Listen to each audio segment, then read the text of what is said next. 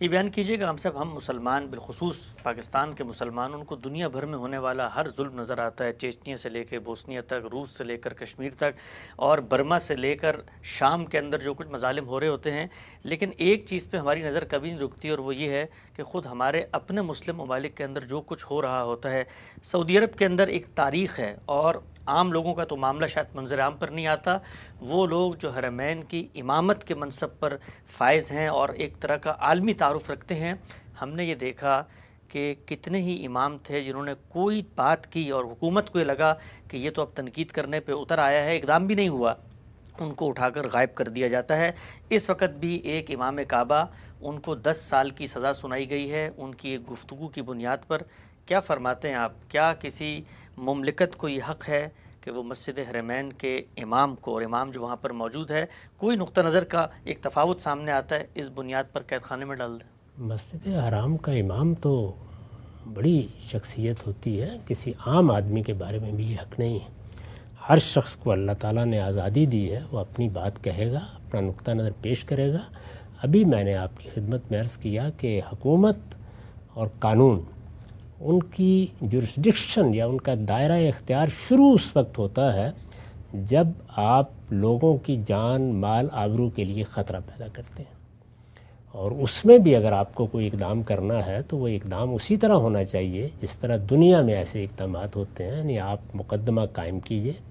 وہ مقدمہ جو قانون بن چکا ہے اس کے مطابق قائم ہو، دوسرے کو کھلی عدالت میں موقع دیں کہ وہ اپنے نقطہ نظر کی وضاحت کر سکے، کسی چیز کی تردید کرنا چاہتا ہے تو کرے، پھر قانون کے مطابق اگر کوئی سزا بنتی ہے تو یہ عدالت کا کام ہے کہ وہ سزا دے۔ یہ انتہائی افسوسناک ہے۔ میں نے وہ تقریر سنی ہے امام کی، اس تقریر پہ کوئی ایسی چیز نہیں ہے۔ اس وقت بہت سے اقدامات سعودی عرب میں ہو رہے ہیں اور مملکتوں میں بھی ہوتے ہیں،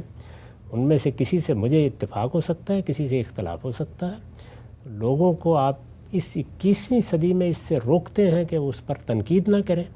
نہیں، آپ کا کوئی اقدام، آپ کا کوئی فیصلہ اگر صحیح ہے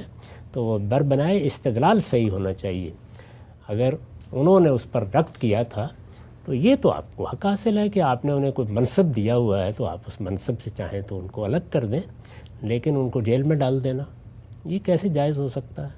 ان کی بات کی بھی اسی طرح تردید ہونی چاہیے۔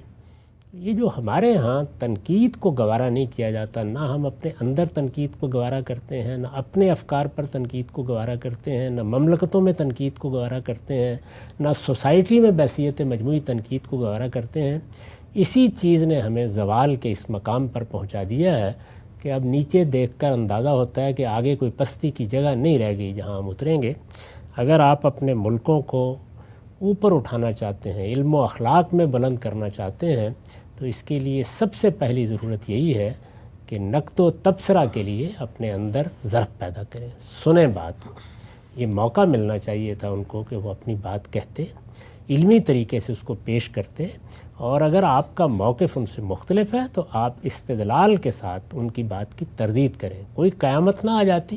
کسی معاشرے میں مختلف افکار ہو سکتے ہیں، یا آپ دیکھتے ہیں کہ مغربی ملکوں نے ہمارے سامنے یہ تجربہ کر کے دکھا دیا ہے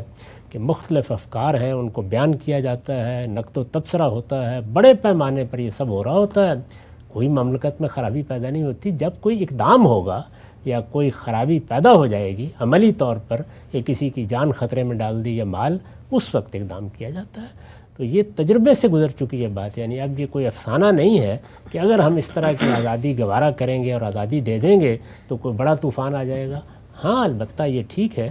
کہ وہ مملکتیں جو استبداد کی بنیاد پر قائم ہوتی ہیں اور جن میں جمہوری روایات نہیں ہیں، ان کا رویہ تاریخ سے بھی یہی معلوم ہوتا ہے، لیکن یہ کوئی قابل فخر چیز نہیں ہے۔ موجودہ زمانے میں اس رویے کو تبدیل کرنا چاہیے، آزادی کے ساتھ لوگوں کو جینے دیں۔ آپ جانتے ہیں کہ میں تو دور حاضر میں جو سیاسی اقدار پیدا ہوئے ہیں ان میں 4 چیزوں کو بنیادی مانتا ہوں، یعنی لوگوں کے بنیادی حقوق کے بارے میں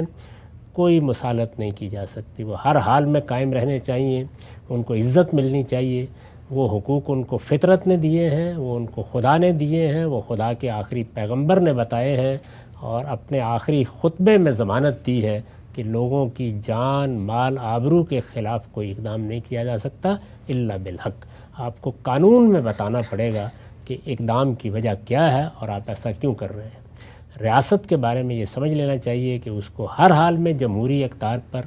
اپنے نظم کو قائم کرنا چاہیے، قوموں کے حق خود ارادی کو ماننا چاہیے، قانون کی حکمرانی قائم کرنی چاہیے۔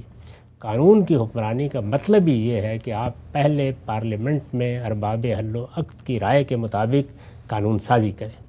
یعنی اگر آپ مسلمان ہیں تو اللہ کی کتاب کو اور اللہ کے پیغمبر کی ہدایت کو بھی سامنے رکھیں اور قانون سازی کریں، قانون بنائیں، پھر بتائیں کہ کس چیز کے لیے آپ قانون بنا رہے ہیں۔ اور قانون کی بنیاد دو ہی چیزیں ہیں، یہ کہ کوئی حق تلفی کے لیے اٹھ کھڑا ہوا ہے تو ظاہر ہے اس کا ہاتھ پکڑا جائے گا، اور کوئی جان مال آبرو کے خلاف خطرہ بن رہا ہے تو اس کو روکا جائے گا۔ لیکن یہ کہ روکنے کے عمل میں آپ حدود سے تجاوز نہیں کر سکتے۔ اگر افکار ہیں تو افکار کی بنیاد پر تردید، اور اگر کوئی عملی اقدام ہے تو اس کے بعد یقیناً آپ کو حق ہے کہ آپ لوگوں کا راستہ روک دیں۔